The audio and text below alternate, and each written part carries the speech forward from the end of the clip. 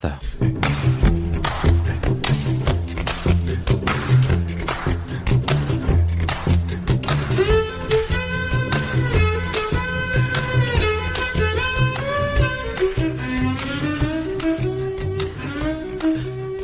Birras, insolências e arrufos, resmunguice, fúrias e manias, conversas, explicações e toneladas de paciência, tutoriais, posts e imensos influencers.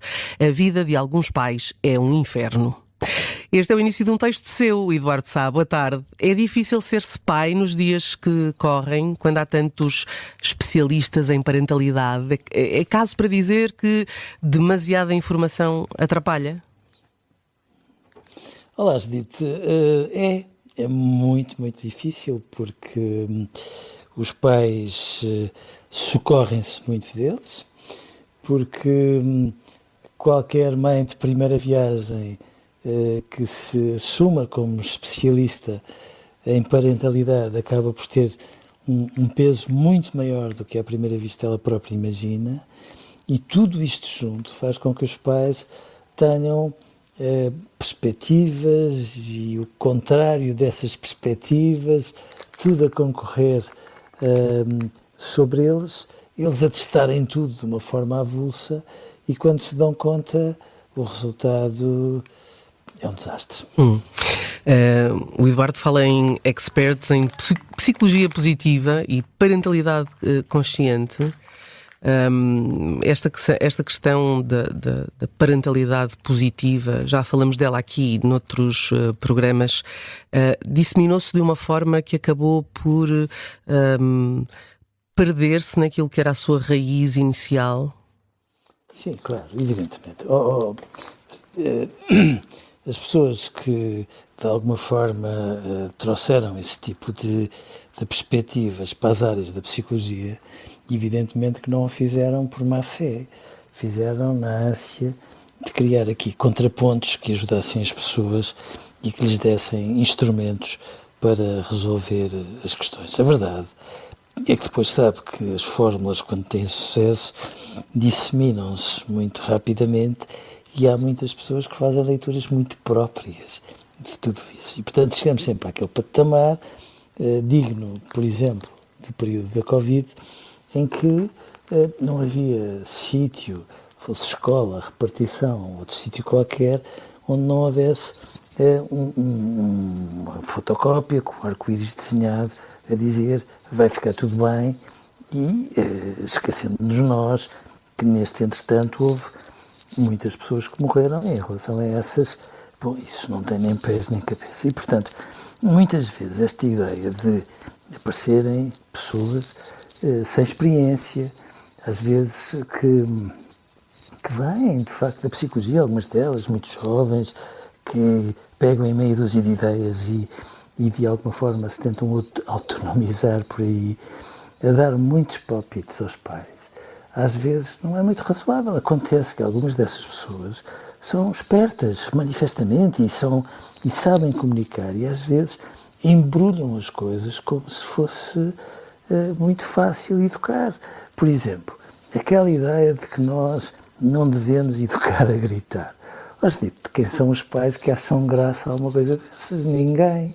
Mas todos nós sabemos que muitas vezes os pais, em particular até muito mais as mães, que depois de terem acordado a 1000 à hora, de terem vestido e terem posto aquela gente toda a caminho da escola, etc, etc, etc, e depois de terem um trabalho intenso, correrias depois do trabalho para levar à natação aqui e ali, quando chegam a casa ainda têm trabalhos de casa, banhos e não sei o quê. Quer dizer, evidentemente que uma mãe saudável de vez em quando esganiça-se, e não é por causa disso que é má mãe. A única coisa que me preocupa muitas vezes nestas fórmulas é que se passa a ideia de que com uma abordagem técnica tudo se resolve. Não é verdade. E que com isto se cria uma atmosfera de uma culpabilidade imensa em relação a estas pessoas, como se elas não fizessem nada direito, quando elas são super boas pessoas e completamente comprometidas com os seus filhos, e a única coisa que fazem mal é às vezes darem menos ouvidos ao seu sexto sentido do que dão a estes técnicos.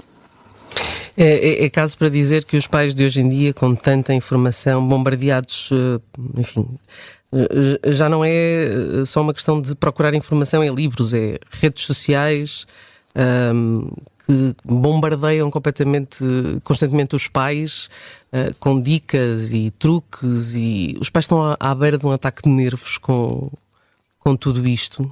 E a questão é como se protegerem disto e usarem do seu sexto sentido, como diz o Eduardo. Eu acho que no final de contas os pais, nomeadamente num primeiro momento, como sempre, aqueles que acabam por estar mais informados, mais esclarecidos, etc., vão sendo já uma maioria silenciosa, às vezes mais do que silenciosa, felizmente, que se vai insurgindo contra isto. E eu acho ótimo que se insurjam, porque muitas vezes estas fórmulas são fórmulas muito habilidosas, são fórmulas em que, no fundo, se fala pequenas verdades a mentir, dando a entender que no fundo é de uma simplicidade fora de lugar. Mas, de facto, é muito bom que nós tenhamos a noção que aquilo que nós às vezes observamos num restaurante, no centro comercial, num sítio público, com algumas crianças. Bom, estas crianças, há uma geração atrás, eram só crianças mal educadas. Eram só crianças que são crianças muito difíceis porque, obviamente, por variadíssimos motivos razoáveis da vida dos pais, são filhas de pais que estão, de certa forma, um bocadinho em dificuldades. Acontece com todos. Mas, de repente, o nível de tolerância é tão exorbitante que esbarramos sempre no mesmo, Judite, que é haver sempre alguém com um sorriso singelo e com uma voz baixinha a dizer: não diga que não ao seu filho porque o traumatiza. E isto é que a mim me inquieta, porque nós, ao querermos ser tão bonzinhos,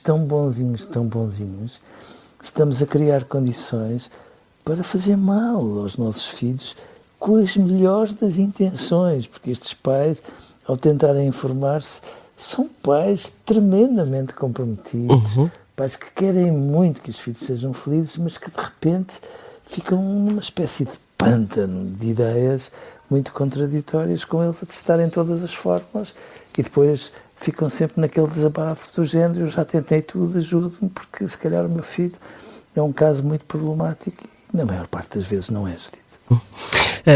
Se olharmos para o passado, os exemplos também não são bons, não é? Mas passou-se do 8 para o 80. Judite, muitas vezes não são. É verdade que não. Sejamos razoáveis, até no contexto de uma estação de rádio ou de uma faculdade, como nós os dois sabemos.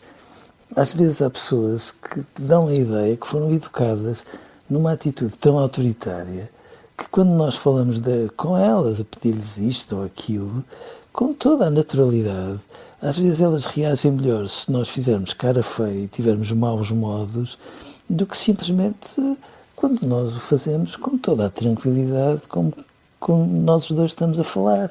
E, portanto, eu acho que muitos de nós fomos educados em famílias um bocado autoritárias, em escolas um bocado autoritárias, sempre com aquela ideia que as crianças não têm opinião e não têm razão, o que não é, na maior parte das vezes, verdade. E depois tentamos, de tal forma, criar o oposto, que, de repente, os filhos de pais autoritários têm crianças autoritárias em casa a mandar neles. Isso é que é trágico e isso é que nós temos a obrigação de evitar. É preciso encontrar o equilíbrio e o bom senso, como em tudo.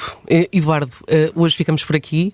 Amanhã voltamos a encontrar. Até lá, já sabe, escreva-nos para eduardosá@observador.pt, ouça-nos em podcast ou no site do Observador.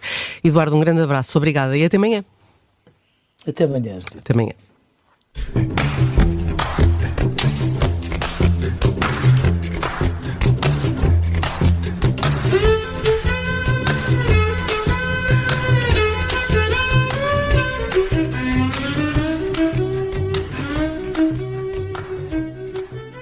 Se gostar deste podcast, pode seguir, dar 5 estrelas e comentar o episódio na Apple Podcasts ou no Spotify.